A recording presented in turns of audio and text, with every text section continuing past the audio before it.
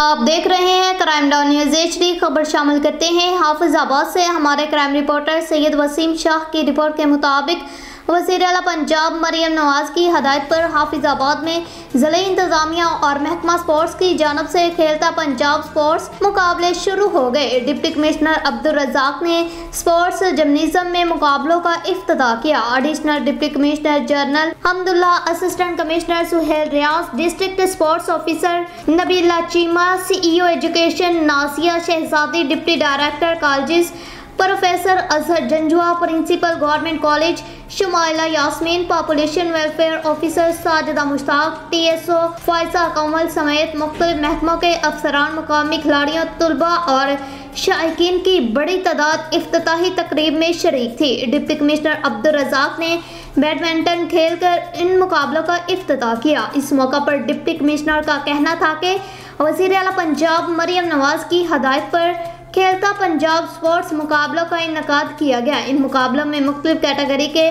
Matches मुनक्किद करवाए जाएंगे, जिससे न सिर्फ शहरियों और शायकीन को मुस्बत तफरीह का मौका मिलेगा, बल्कि खेलों के फ़रोग़ के साथ साथ मुकामी खिलाड़ियों की भी हौसला अफजाई होगी। इस मौका पर district sports officer Nabila Cheema ने बताया कि महकमा स्पोर्ट्स हुकूमत पंजाब की जानब से खेलता पंजाब स्पोर्ट्स मुकाबले पंजाब की तारीख का सबसे बड़ा खेलों का इवेंट है, जिसमें मुख्तलिफ खेलों के 10 से ज़ायद मुकाबले मुनक्किद करवाए जाएंगे और पहली बार खिलाड़ियों में लाखों रुपए के कैश प्राइज भी दिए जाएंगे।